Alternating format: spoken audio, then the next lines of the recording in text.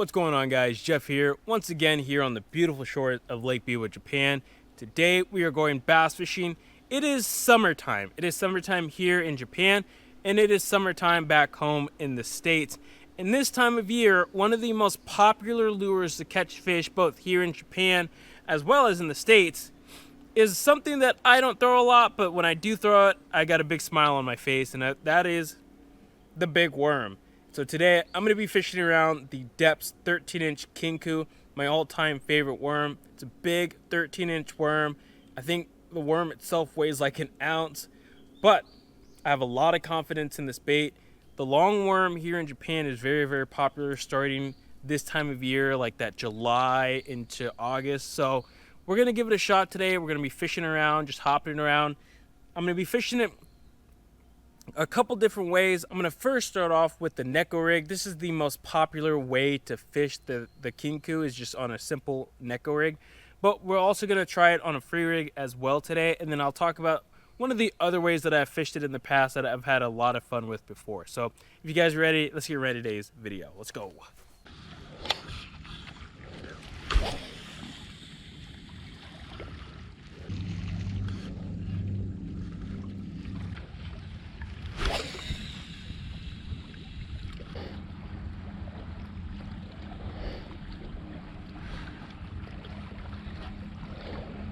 Alright guys, so the first way that I'm fishing the bait right now, and the first way that I ever really fished the bait, was basically just a giant Neko rig. So this is kind of the way that, man, how many years ago was that? Maybe three and a half years ago, when Kenta Kimura came to the Hookup Tackle, and Ben did an interview with him, and he kind of opened my eyes to fishing larger conventional baits made by Deps. So he talked about like the Sakamata shad, like the 8-inch size. He talked about the bull flat 5/8, and most of you guys know by now that I absolutely love the bull flat 5/8. But he also talked about this guy here, and that's the 13-inch Kincoo. And you know, his philosophy on it was just basically like, not everybody has the confidence in throwing a worm of this size. And the guys that do like throwing large lures, they're probably not even throwing something like this. They're probably throwing like a big swim bait or something like that. So it kind of leaves a space where the fish don't really often see something of this caliber and size. And so ever since that meeting of Kim Ken, I basically fell in love with the idea of throwing larger conventional lures, and the Kincoo is no exception to that. And so the way that most guys, probably 90% of guys that will fish a Kincoo, are going to fish it here like on a Neko rig. And the reason for that is, well, it was kind of just designed for that. And so with this thing on a Neko rig, it looks absolutely incredible. It's got a beautiful action to it, and it kind of has like a secondary action where when you rip it or you pop it up and you let it kind of straighten out and fall back down, because of that nail weight in the bottom kind of leading it down, once it goes down, it'll hit something and just go doo-doo-doo and kind of shake. And then once you rip it, come back down, it shakes, and it has this beautiful violent little shimmy as soon as it hits like a rock or a hard piece of structure, and it's just absolutely killer. It looks money, and ever since seeing that action for the first time from Kenta, I fell in love with the Kincoo. So all you basically need is just any type of normal Neko rig stuff. So the band that I've got around the worm, it's just a Zalts. I'm using the 9mm. I feel like it fits on there really, really well. The hook, I'm just using a Talisman Brutal by Ryugi. This thing is absolutely money, in a size 3/0, and it fits on that. You could probably go up to like a 4/0, but I feel like that 3/0 fits on there really, really nice. And then just any old nail weight. Today I'm running a 2.2 gram nail weight in there. If you want to fish a little bit faster, a little bit deeper, then I would go with like a 3 gram or a 3.5 gram. And it kind of just depends on what you're doing. So just for today, I'm fishing that on the Neko rig. Maybe later I'm going to try it a little bit different way. Basically just throw it on a free rig. That's the other way a lot of guys like to fish it. You just kind of drag it, hop it around, especially this time of year. So I'm gonna kind of jump back and forth between the Neko rig and of course the free rig. So let's keep fishing and see if we can't catch one.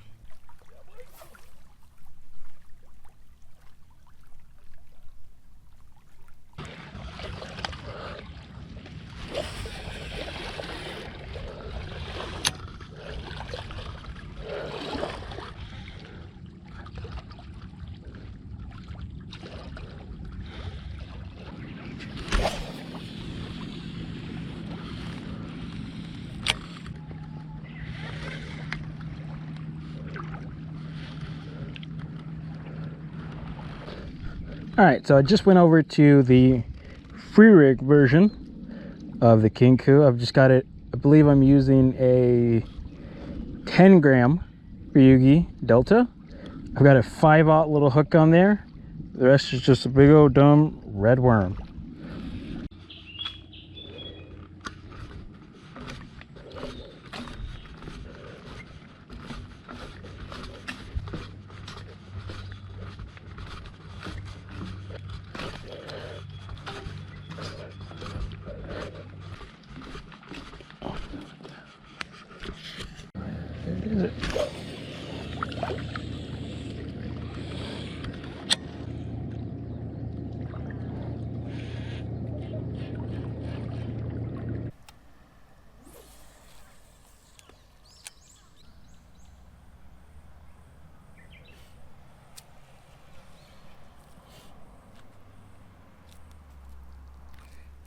Okay, so for today, we first started off with the Neko, and then I switched over to just the classic old free rig.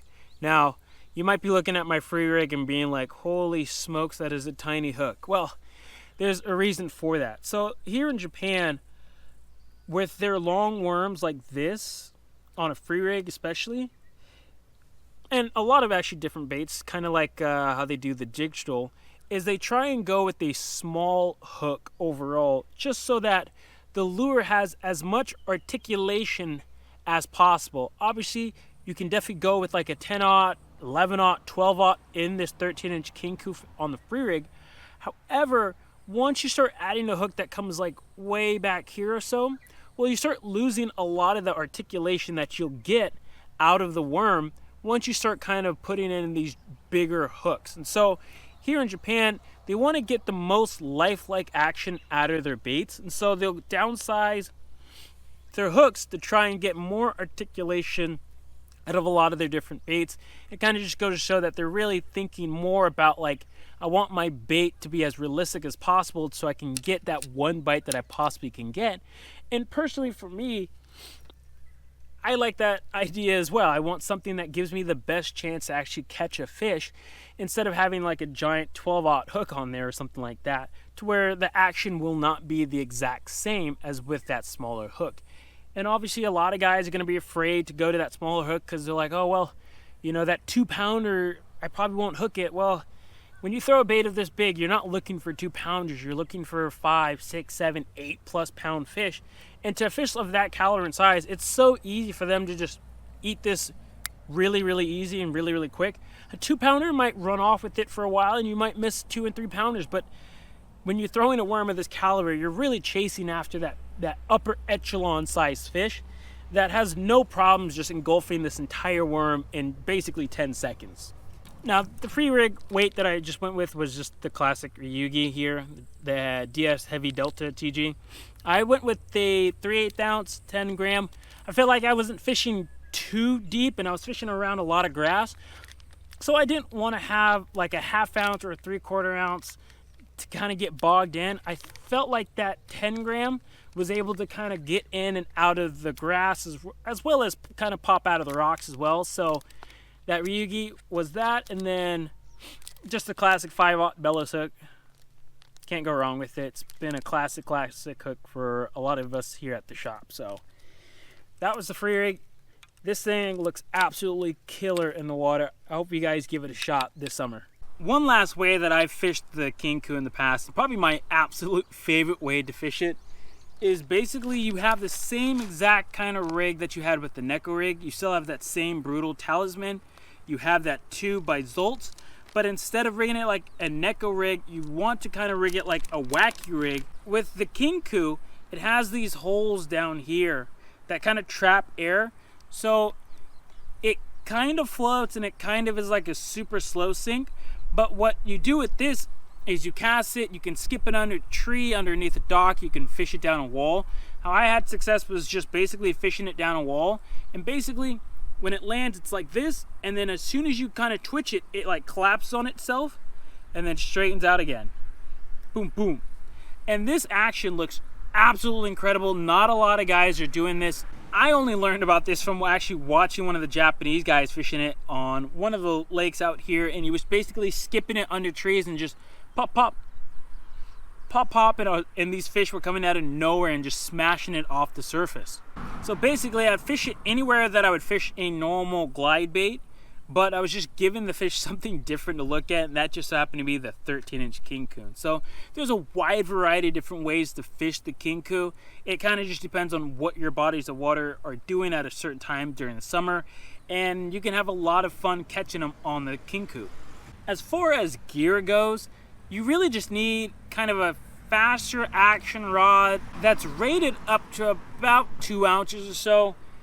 The worm itself weighs probably maybe close to like an ounce, and then as soon as you start adding hooks and nail weights, or if you do it on a free rig or anything like that, it starts adding some weight. So really any rod that's rated up to about 2.5 ounces will be money. You can do really any length.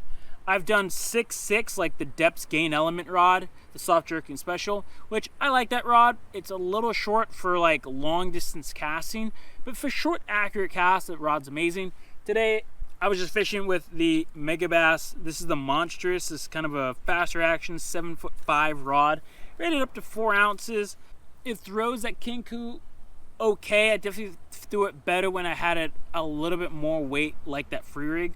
Overall, you could definitely go with like a lighter rod than what I went with today. So keep that in mind when you're trying to find a rod to fish the Kincoo. Just something that slightly bit faster, but not too fast. And then anywhere from like 7 foot to like 7'5", 7'6". Just depends on how long of a cast you're fishing, or maybe tight quarters. So kind of think about that when you're trying to choose a rod for that Kincoo. Then as far as like, you know, reel and line goes, today I was just fishing the Bantam. I think I've always fished it on a Bantam. This is the XG version, so high gear ratio, so I can pick up line quicker if I need to. Line, I was throwing 16 pound. It's a little on the lighter end. You could definitely get away with just throwing it on like 20 pound fluorocarbon, but anywhere from that 16 to 20 pound fluorocarbon, and I think you'll be cash money for that Kincoo. So other than that, if you guys have any questions about the Kincoo, let me know with the comment down below. And as always, thank you guys for watching. Everybody here at the Hookup Tackle appreciates it, and we will see you guys on the next episode. Peace out.